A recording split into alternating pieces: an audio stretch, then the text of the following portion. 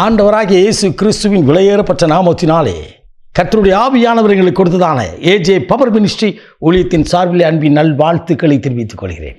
எனக்கு அருமையானவர்களே, இந்த புதிய நாளிலே உங்களை சந்திப்பதில் என் இருதயம் கர்த்தருக்குள் மகிழ்கிறது. எப்படி இருக்கின்றீர்கள்? வேதம் வாசித்தீர்களா? தேவ சமூகத்தில் நின்று ஜெபித்தீர்களா? கர்த்தர் உங்களை அளவில்லாமல் ஆசீர்வதிப்பாரா? ஹல்லேலூயா. போகட்டும். இன்றைக்கு கர்த்தருடைய ஆவியானவர் நமக்கு கொடுத்த வார்த்தையை நாம் தியானிக்க போகிறோம். ஹல்லேலூயா, ஹல்லேலூயா. கண்டதையும் கேட்டதையும் யோபா நற்செய்தியின் புத்தகம் 20ஆம் அதிகாரம் 18வது இறைவார்த்தை சொல்கிறது. மதிலேனா மரியாள் கர்த்தரை கண்டதையும் அவர் தன்னோடு கூட சொன்னதையும் சீசர்களுக்கு அறிவித்தார். மரியாள் இயேசுவை கண்டாள். கர்த்தருடைய ஆவியானவர் இயேசு என்ன சொன்னாரோ அதை சீசர்களுக்கு போய் அறிவித்தாள். இந்த மதிலேனா மரியாள் எப்படிப்பட்டவள்? வேதம் சொல்கிறது, எனக்கு அருமையானவளே, வாரத்தின் முதல் நாள் விடிய காலை எழுந்து கல்லறை பக்கம் சென்றாளாம். மரியாளும் இன்னொரு மரியாளும் கடந்து போனதாய் பரிசுத்த வேதம் சொல்கிறது. யோபா நற்செய்தியின் புத்தகம் 20ஆம் அதிகாரம் முதல் வசனம் சொல்கிறது. என்னை கேட்டுக்கொண்டிருக்கும் அன்பு தாயே, தகப்பனே, இந்த காலை வேளைகளை ஜெபித்தீர்களா? தேவ சமூகத்திலே ஆண்டவருடைய பாதத்தில் நின்று தேவனை ஆராதித்தீர்களா? சீசர்கள் கடந்து போகவில்லை. இயேசு மரித்து விட்டார். இயேசு அடிக்கப்பட்டார், நொறுக்கப்பட்டார், சிலுவையிலே மரணித்தார், இறந்து விட்டார். சீசர்கள் இருந்து விட்டார்கள்.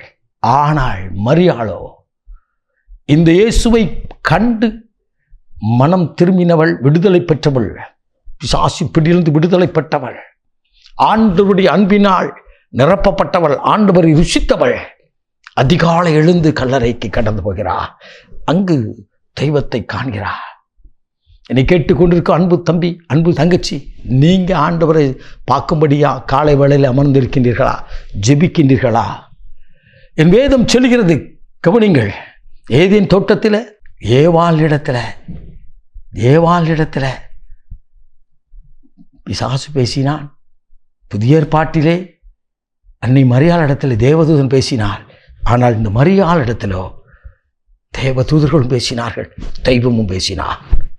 ஆம், என்னை கேட்டுக்கொண்டிருக்க அன்பு தம்பி, அன்பு தங்கச்சி, கர்த்தர் என்னோடு கூட பேச வேண்டும் என்று சொல்லி எனக்குள் ஒரு வாஞ்சை இருக்கும் என்று சொன்னால் அவர் சொல்கிறதை, அந்த அன்பை ருசித்து மற்றவர்களுக்கு போய் சொல்லியிருப்போம். எத்தனை அற்புதங்களை ஆண்டவரிடத்தில் பெற்றிருக்கிறோம்.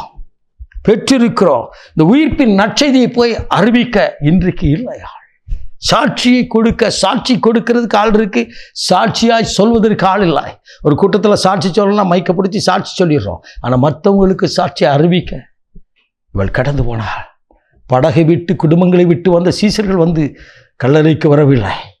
ஆனால் இவள் பெண்ணானவள், இவள் கடந்து வந்தாள் தேவனை காண்பதற்காக, தேவ சமூகத்தில் வருவதற்காக, கல்லறைக்கு வருவதற்காக.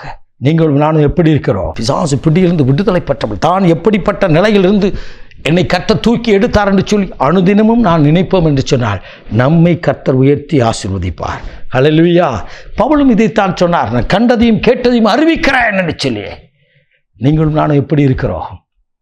எனக்கு அருமையானவர்களே, எங்களுடைய ஜெபக்குழுவுக்கு கடந்த வருடத்தில் கர்த்தர் கொடுத்த இந்த ஜெபக்குழுவிலே இந்த குணமளிக்கும் உபவாச ஜெபம் வெள்ளிக்கிழமை தோறும் சகாயமாதா அன்னை ஆலயத்தில் ஒவ்வொரு வெள்ளிக்கிழமை காலை வேளை நடைபெறுகிறது.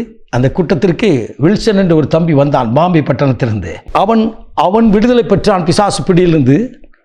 அவன் பாம்பே பட்டணத்தில் போய் கர்த்தரை அறிவித்து அங்கு ஆண்டவரை ஏற்றுக்கொண்டவர்கள் அடியேனை கோயம்புத்தூர் பட்டணத்துக்கு கொண்டு போகும்போது அந்த கூட்டத்திற்கு சில குடும்பங்கள் வந்திருந்தார்கள். அவர்கள் இப்படிப்பட்ட பிடியிலிருந்து விடுவித்த வில்சனுடைய சாட்சியை கேட்டு மனம் திரும்பினவர்கள்.